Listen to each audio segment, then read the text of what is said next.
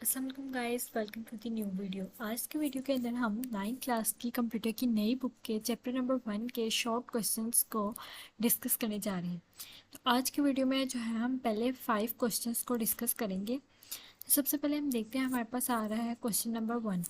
Define a system, what are its basic components. तो उन्होंने कहा है कि आपने सिस्टम को डिफाइन करना है और इसके जो बेसिक कंपोनेंट्स हैं वो बताने हैं। तो सबसे पहले हम सिस्टम की डेफिनेशन लिखेंगे। A system is a structured arrangement of interconnected components that work together to achieve a specific goal. It can be natural or artificial. अब इसमें वो कह रहा है कि सिस्टम जो है काफ़ी चीज़ों को कंपोनेंट्स को जोड़ के एक अरेंजमेंट बनाई जाती है जो मिलके कोई एक काम को करते हैं किसी गोल को अचीव करने के लिए। अब ये नेचुरली भी हो सकते हैं और आर्टिफिशियल भी हो सकते हैं। अब नेचुरली में कैसे आ सकते हैं? ह्यूमन बॉडी आप ले सकते हैं, हमारे अंदर जितने भी काम चल रहे हैं, जितना भी सिस्टम वर्क कर रहा है, हमारे खाने का हजम होना, हमारा सोना उठना, सारा कुछ ये नेचुरली हो रहा है, हम इसको कंट्रोल नहीं कर रहे हैं। लेकिन जो आर्टिफिशियल है, अब उसमें हम जैसे देखें कंप्यूटर है हमारे पास, तो हम कंप्यूटर के ऊपर वर्क कर रहे हैं, हम उसको इंस्ट्रक्शंस दे रहे हैं, अपनी मर्ज़ी से हम उसको चला रहे हैं। तो ये सिस्टम हमारे पास आता है आर्टिफिशियल सिस्टम में। अब यहाँ पर आप देख सकते हैं इसके बेसिक जो कंपोनेंट्स हैं एक सिस्टम के, वो क्या होते हैं। सबसे पहले तो ऑब्जेक्टिव, कि उसका पर्पस क्या है, इस सिस्टम का पर्पस क्या है इसको बनाने का। जैसे आप देखें एक स्कूल है, तो स्कूल के अंदर एक सिस्टम है सारा, तो स्कूल में वो सिस्टम क्रिएट करने का पर्पस क्या होता है, ताकि स्कूल की वर्किंग जो है इजीली चल सके, स्कूल मैनेज हो सके। अब उसमें कंपोनेंट्स क्या आ जाते हैं। अब देखिए स्कूल के सिस्टम में क्या क्या कंपोनेंट्स आ सकते हैं। अब टीचर आ सकता है, उसके बाद स्टूडेंट्स आ सकते हैं, उसके बाद नॉन टीचिंग स्टाफ आ सकता है। तो ये सारे उसके अंदर कंपोनेंट्स हैं जो आपस में एक दूसरे से कनेक्ट हो रहे हैं, वर्क कर रहे हैं। फिर कम्युनिकेशन, फिर उनके अंदर आपस में सबके साथ कम्युनिकेशन हो रही है, टीचर्स की, स्टूडेंट्स की, प्रिंसिपल्स की, ऐसे सबकी कम्युनिकेशन हो रही है। फिर उसके बाद आता है इन्वायरमेंट। अब उनका इन्वायरमेंट किस तरह का, इन्वायरमेंट भी उनको अफेक्ट करता है। अब जैसे देखिए स्कूल का सिस्टम है, तो वो स्कूल से रिलेटेड वहाँ का इन्वायरमेंट है, सारा स्कूल से रिलेटेड ही उनकी इंफॉर्मेशन है। तो ये हमारे पास है सिस्टम और इसके बेसिक कंपोनेंट्स। अब आप देख सकते हैं ये आपको एक ही क्वेश्चन 2 दफ़ा नज़र आ रहा होगा। इसकी रीज़न के जो ऊपर वाला है वो थोड़ा सा चेंजिंग करके, वर्डिंग को चेंज करके लिखा हुआ है, कॉन्सेप्ट सेम है। लेकिन जो उसके सेकंड पे दिया हुआ है सेम क्वेश्चन, ये क्या है, इसकी wording as it is book वाली है और कॉन्सेप्ट तो वही है, सिर्फ इसमें वर्डिंग्स जो हैं वो ऊपर वाले में हमने थोड़ी चेंज करके अपनी वर्डिंग यूज़ की, नोट्स बना लिए जैसे। लेकिन ये जो नीचे वाला है ये सेम है, एज इट इज़ बुक पे जैसे जैसे लिखा हुआ है उसी को कॉपी किया हुआ है। अब मूव करते हैं अपने सेकेंड क्वेश्चन के अंदर। अब सेकंड क्वेश्चन में पूछा हुआ है differentiate between natural and artificial system. आपने नेचुरल और आर्टिफिशियल सिस्टम के ऊपर डिफरेंट कर निकालना है, डिफरेंस। अब आप एक तो बात पहले हम ये ऊपर डिस्कस कर चुके हैं, नेचुरल सिस्टम्स क्या होते हैं। Natural systems are the systems that occurs in nature without human intervention such as ecosystem और द ह्यूमन बॉडी। ऐसे वो सिस्टम जो हम नहीं बनाते, वो कुदरती तौर पे होते हैं, जैसे अल्लाह ताला ने जो सिस्टम्स बनाए होते हैं। जैसे अब देखें हमारे पास आ जाता है पौधों का उगना, वो एक नेचुरल सिस्टम है। और दरियाओं का बहना वो भी नेचुरल सिस्टम है, वो हमने कंट्रोल नहीं किया हुआ, ना हमने बनाया। उसके बाद है आर्टिफिशियल सिस्टम। अब ये सिस्टम आते हैं are human made system designed to perform a specific task. अब ये जो हमारे पास सिस्टम है ये जो है आर्टिफिशियली जो चीज़ें हमने बनाई हैं अपने किसी काम को करने के लिए या अपनी किसी चीज़ को पूरा करने के लिए। अब जैसे आ सकते हैं हमारे पास ट्रांसपोर्टेशन का बनाया हुआ है हमने नेटवर्क, जिसमें हमारे पास बसेस हैं, कार्स हैं, ये सारा आर्टिफिशियल सिस्टम है, ये हमने खुद डेवलप किए हैं। स्कूल सिस्टम्स आ जाते हैं, उसके बाद हमारे पास बैंकिंग के सिस्टम आ जाते हैं। तो ये सारे सिस्टम जो है हमने अपनी सहूलत के लिए जो है वो बनाए हुए हैं, तो उनको क्या कहते हैं आर्टिफिशियल सिस्टम। इसमें भी क्वेश्चन में आपने जब इसका आंसर लिखना है तो आपने ध्यान रखने के डिफरेंस हमेशा बीच में लाइन लगानी है।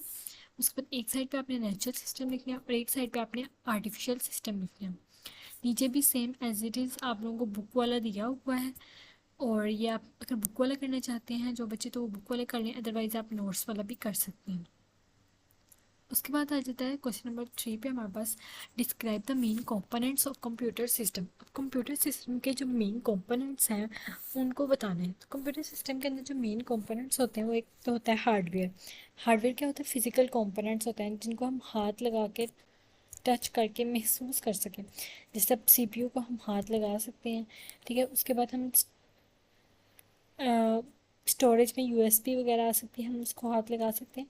ये मेमोरी यहाँ पर नहीं आएगा, मेमोरी को हम टच नहीं कर सकते।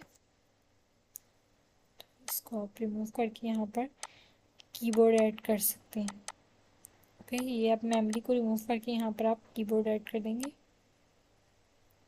और ये मैं इसको हाईलाइट कर दिया ताकि आप लोग इसको पता लग जाए। अब उसके बाद आते हैं सॉफ्टवेयर में आके आ सकते हैं programs and operating system that run on hardware. अब सॉफ्टवेयर में हमारे पास बहुत सारे सॉफ्टवेयर आ सकते हैं। जैसे हमारे पास सॉफ्टवेयर में आ सकते हैं हमारे पास टूल्स जो होते हैं। आपने अक्सर सुना होगा किस दफ़े कि इसका सॉफ्टवेयर अपडेट होने वाला है। तो सॉफ्टवेयर जो हमारे कंप्यूटर को चलाने के लिए कुछ फाइल्स आप कह सकते हैं होती हैं, उसको हम कहते हैं सॉफ्टवेयर, ठीक है। उसके बाद हमारे पास इनपुट डिवाइसेस आ जाती हैं। इनपुट डिवाइसेस का आपको पता है जिनसे हम डाटा को एंटर करके या किसी भी थ्रू हम डाटा को अपने मॉनिटर का अंदर भेजते हैं। तो हम उसमें कीबोर्ड आ जाता है, माउस आ जाता है। और आउटपुट डिवाइसेस क्या होती हैं, जिससे हमें आउटपुट मिल रही हो। जैसे हम प्रिंटर से प्रिंट होकर मिल रहे होते हैं, वो भी आउटपुट है, डिवाइस है। जैसे मॉनिटर के ऊपर हम चीज़ें देख रहे हैं तो वो भी हमारे पास आउटपुट डिवाइस है। उसके बाद फिर स्टोरेज डिवाइसेस में आ सकती हैं हमारे पास हार्ड ड्राइव्स आ सकती हैं। फिर उसके बाद हमारे पास सीडीज आ सकती हैं। फिर उसके बाद हमारे पास यूएसबी भी इसमें आ सकती है इसमें। और हमारे पास इसमें यूएसबी के बाद और सीडीज आ सकती हैं। ये सारी इसमें स्टोरेज डिवाइसेस हैं। तो मेन कंपोनेंट्स जो हैं कंप्यूटर सिस्टम के, तो वो ये हैं। जिस तरह स्कूल के सिस्टम्स के कंपोनेंट्स हैं टीचर, स्टूडेंट और प्रिंसिपल्स, नॉन टीचिंग स्टाफ, इस तरह कंप्यूटर के सिस्टम के भी ये हमारे पास 5 कंपोनेंट्स हैं। अब ये नीचे भी सेम बुक वाला दिया हुआ है, आप इसको देख सकते हैं। इन्होंने थोड़ा यहाँ पर सीपीयू के अंदर वाले पार्ट्स भी बताए हुए हैं। सीपीयू के अंदर हमारे पास कंट्रोल यूनिट होता है, प्रोसेसर होता है और रजिस्टर्स होते हैं और कम्बिनेशनल लॉजिक्स होती हैं। ये इसके अंदर की पार्ट्स हैं। ओके, देन उसके बाद हमारे पास आई होप हमको यहाँ तक समझ आ गई हो। अब हम क्वेश्चन नंबर 4 के ऊपर मूव करते हैं। तो उसमें उन्होंने कहा है list and describe the types of computing system. अब जो कंप्यूटिंग सिस्टम है उसकी आपने टाइप्स को डिफ़ाइन करना है। तो आप सबसे पहले तो चाहें तो कंप्यूटिंग सिस्टम की डेफिनेशन भी देख सकते हैं, लेकिन यहाँ पर बल्कि आप लिखिएगा computing system common various type, some of these include the following. अब इनमें हमारे पास आ सकते हैं, सबसे पहले हमारे पास आ गया है कंप्यूटर। कंप्यूटर एक मशीन है जो डिज़ाइन की गई है डाटा को प्रोसेस करने के लिए और वेरियस टास्क को परफॉर्म करने के लिए। फिर उसके बाद सॉफ्टवेयर सिस्टम्स हैं। मैंने आपको सॉफ्टवेयर सिस्टम्स का हम ऊपर बात करते हैं। ऐसे प्रोग्राम्स या ऑपरेटिंग सिस्टम है जो हमारे कंप्यूटर को एनेबल करते हैं कोई फंक्शन को परफॉर्म करने के लिए। ये रेडी टू बिल्ड होते हैं हमारे कंप्यूटर के अंदर, इसलिए हम इनको सॉफ्टवेयर्स अपडेट ज़रूर करते हैं। फिर उसके बाद हमारे पास है computer networks, a system that connects multiple computers for resources and information sharing. अब जहाँ पर डिफरेंट जगह पर सेम कंप्यूटर, जैसे यहाँ पर देख सकते हैं हम एक लैब है, लैब के अंदर इतने सारे कंप्यूटर पड़े हैं, उनको सबको आपस में कनेक्ट कर दिया जाए तो वो हमारे पास कंप्यूटर नेटवर्क बन जाता है। अब इंटरनेट का तो आप सबको पता है इंटरनेट क्या है। इंटरनेट के थ्रू हम अपने सारे जो है वर्ल्ड में इंफॉर्मेशन एक्सचेंज करें एक दूसरे के साथ, और इंटरनेट हम सब यूज़ करते हैं, तो आप लोगों को इसका तो पता ही होगा। इन क्वेश्चन का मैंने आंसर सिर्फ एक ही लिखा है, ये ऑलमोस्ट बुक से ही लिया है, और कुछ माइट भी पॉसिबल है चेंजेस हों तो आप देख सकते हैं। अगर आपने वो करना हो तो आप वो भी कर सकते हैं। देन उसके बाद अच्छा, इसमें हमारे पास 4 टाइप्स थी, इसमें आप कंप्यूटिंग की डेफिनेशन ऐड कर लीजिएगा। उसके बाद क्वेश्चन नंबर 5 पे आ जाते हैं, what are the main components on the von Neumann architecture. अब इसमें आर्किटेक्चर के हमने जो है मेन कंपोनेंट्स बताने हैं। तो वो हमारे पास क्या है, मेमोरी। अब मेमोरी क्या करती है, जो डाटा को स्टोर करती है, जो रिक्वायर्ड होता है हमें किसी भी चीज़ को प्रोसेस करने के लिए। जब डाटा रिक्वायर्ड होता है वो हम कहाँ से लेते हैं, मेमोरी से लेते हैं। फिर उसके बाद सेंट्रल प्रोसेसिंग यूनिट है जिसमें हमारे पास सीपीयू है। अब सीपीयू क्या करता है, सीपीयू है कंप्यूटर का ब्रेन है। जैसे हमारे पास अपना ब्रेन है तो वो सीपीयू जो है कंप्यूटर का ब्रेन है। ये क्या करता है, एग्जीक्यूट करता है इंस्ट्रक्शंस को, उन पे परफॉर्म करता है अर्थमेटिक एंड लॉजिक ऑपरेशंस। अब अर्थमेटिक ये अब जो है अर्थमेटिक और लॉजिक यूनिट और कंट्रोल यूनिट, ये जो है सीपीयू के सब पार्ट्स हैं, सीपीयू के अंदर पार्ट्स हैं।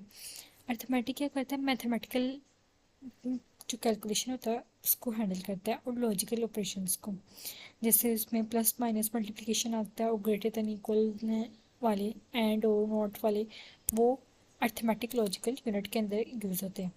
और कंट्रोल यूनिट क्या करता है, ये क्या करता है, सीपीयू और मेमोरी को कंट्रोल करता है, मतलब ये पूरे कंप्यूटर को कंट्रोल करने के लिए यूज़ होता है।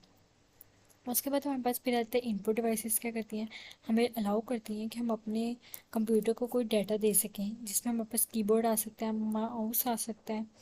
उसके बाद फिर हमारे पास आउटपुट डिवाइस में वही डिस्प्ले और प्रेजेंट करने के लिए हमारे डाटा को, तो वो मॉनिटर है, प्रिंटर है।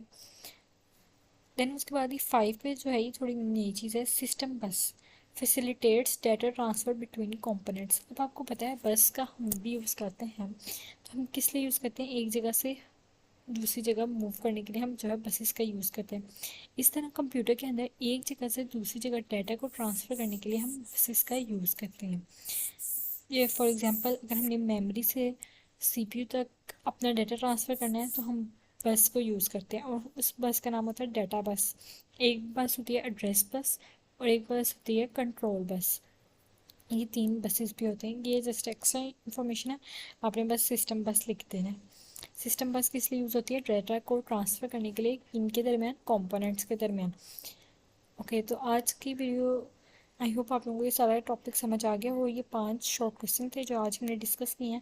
नेक्स्ट 5 हम नेक्स्ट वीडियो में डिस्कस करेंगे, साथ ही हम एमसीक्यूज़ को डिस्कस करेंगे। अगर आपको वीडियो अच्छी लगी है तो इसको लाइक कर दें और चैनल को सब्सक्राइब कर दें, ताकि आपको सारी वीडियोज़ के नोटिफिकेशन मिलते जाएँ। मिलते हैं नेक्स्ट वीडियो में, तब तक के लिए अल्लाह हाफिज़।